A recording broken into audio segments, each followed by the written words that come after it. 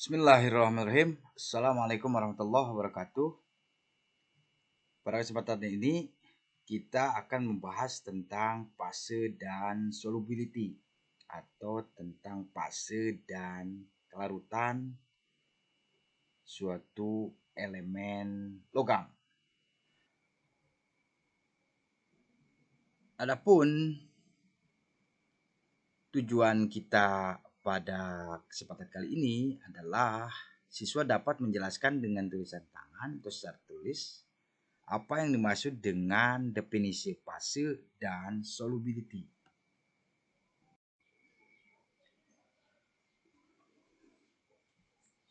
Kita mendefinisikan suatu alloy atau paduan sebagai material yang menunjukkan properties dari suatu logam dan terbuat dari elemen-elemen yang lain. Sebagai contoh, suatu plain carbon steel adalah merupakan paduan atau alloy dari iron atau besi dan karbon. Contoh yang lain adalah corrosion resistant stainless steel atau stainless steel yang tahan korosi.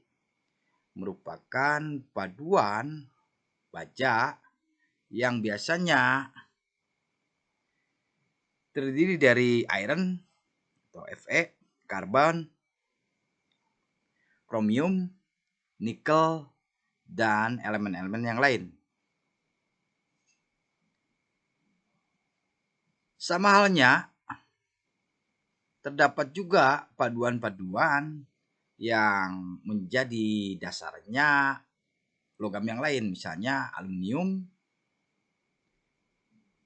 tembaga atau copper, kobalt, CO, nikel, titanium, zinc, zirconium, dan lain sebagainya. Untuk paduan ini atau alloy ini dikategorikan dalam dua grup besar, yaitu single phase alloy dan multi-phase alloy, atau paduan-paduan berfase tunggal dan paduan-paduan berfase banyak atau multiple.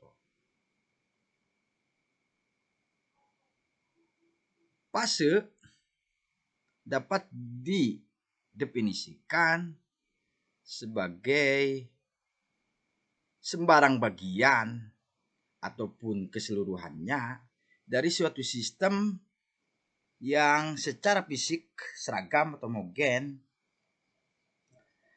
dan dibatasi oleh suatu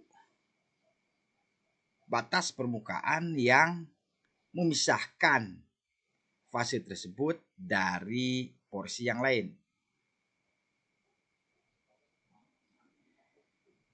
Hal yang nyata sebagai ilustrasinya adalah air memiliki 3 fase, yaitu cairan,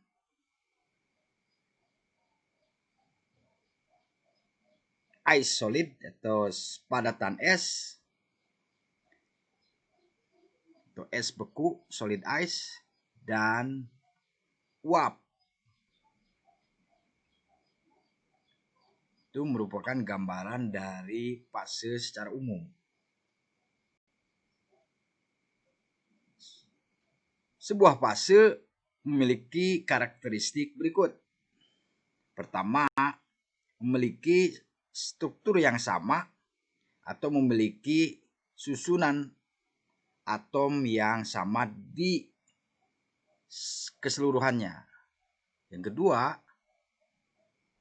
secara kasar memiliki komposisi yang sama dan properti yang sama di keseluruhannya. Yang ketiga,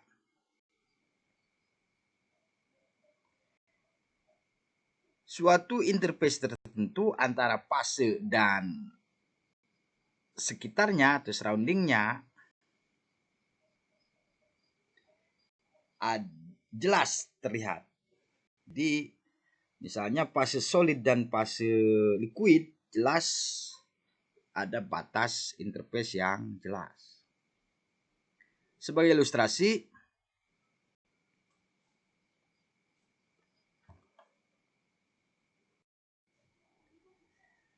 mari kita lihat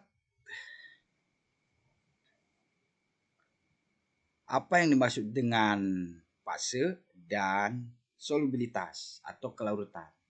Di sini yang menjadi contoh kita adalah air. Gambar A menunjukkan 3 fase dari air. Kondisinya di situ terlihat jelas bahwa pada suhu 4 derajat Celcius dan tekanan 1 atmosfer, air pasti sebagian menguap, es pasti sebagian menguap, ada yang masih berbentuk es, ada yang mencair. Itulah definisi dari fase atau wujud zat. Ada yang merupakan gas atau uap, ada merupakan solid atau padatan, ada yang merupakan liquid atau cairan. Selanjutnya gambar B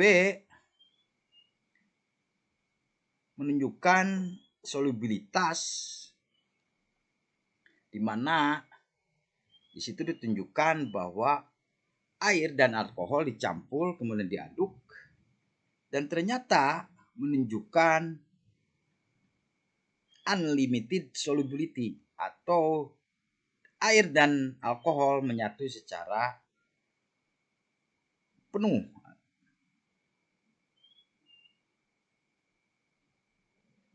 Dalam pengertian tidak terpisah satu sama lain. Selanjutnya gambar C adalah ilustrasi dari apa yang diistilahkan sebagai limited solubility atau kelarutan terbatas. Di sini contohkan air dengan garam. Jika komposisi garam berlebih, maka garam pasti tidak terlarut secara sempurna. Ada sisa butiran garam yang mengendap di bagian bawah larutan tersebut. Fenomena tersebut dikenal sebagai limited solubility. Terus selanjutnya ada istilah no solubility. Tidak ada kelarutan. Contoh yang nyata adalah jika kita mencampur oli dan air. Oli atau pelumas dan air. Pasti jelas terlihat bahwa oli dan air terpisah. Oli berada di permukaan atas, sedangkan air berada di bawahnya.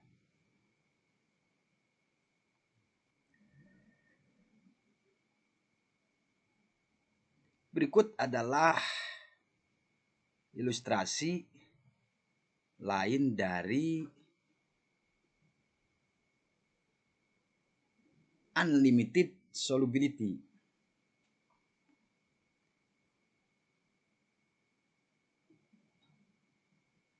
Dari gambar terlihat bahwa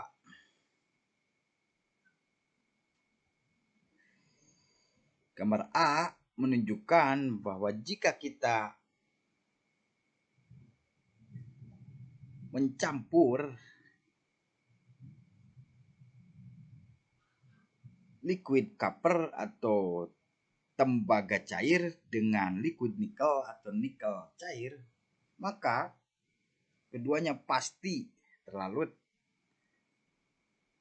secara unlimited. Sehingga dilihat dari sini Jika larutan tersebut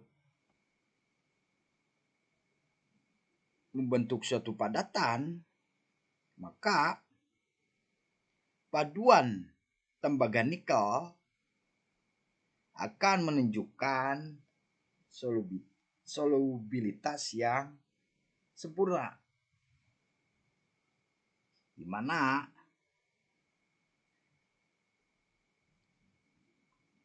baik atom-atom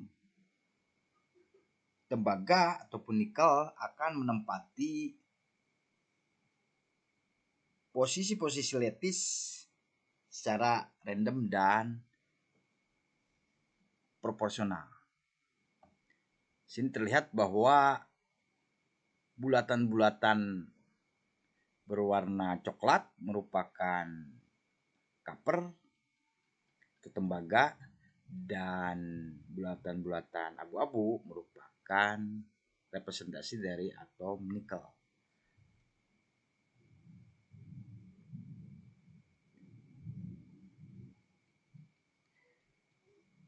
Terus selanjutnya gambar yang C merupakan paduan tembaga dengan zinc atau copper zinc alloy, di mana zincnya lebih dari 30% komposisinya.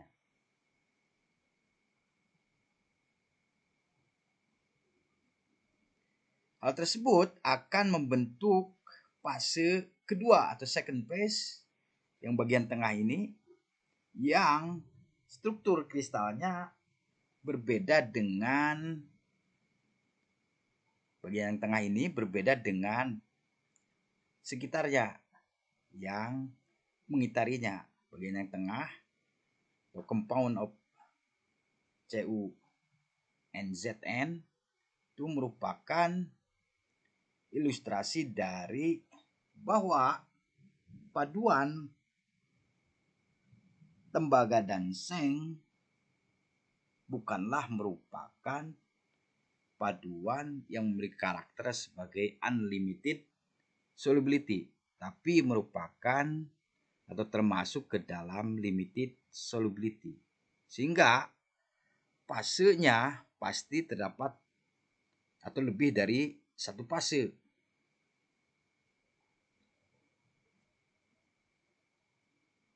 Karena pola struktur kristalnya berbeda di keseluruhannya.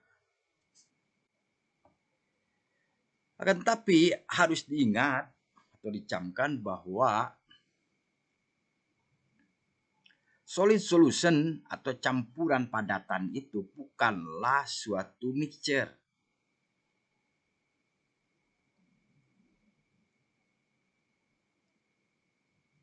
Mixture mengandung lebih dari satu tipe fase, dan karakteristik tiap fasenya akan mempertahankan keadaannya ketika mixture tersebut terbentuk. Untuk solid solution, komponen-komponennya secara utuh atau menyeluruh melarut atau terlarut satu sama lain dan tidak mempertahankan karakteristik elemen individualnya. Sebagai contoh, suatu sistem membentuk suatu solid solution atau larutan padat yang terdiri dari barium titanate atau BaTiO3 dan strontium titanate atau SrTiO3.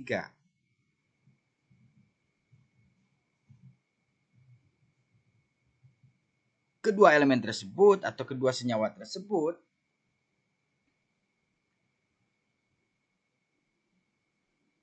dapat ditemukan pada atau membentuk 3 fase, yakni senyawa BaO, TiO2, SRO, atau barium monoksida, titanium dioksida, dan strontium monoksida.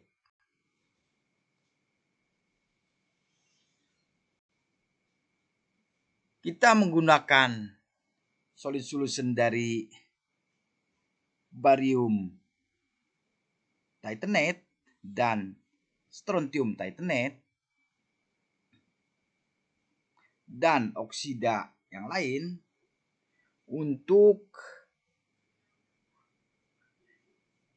menghasilkan komponen-komponen elektronik, misalnya kapasitor.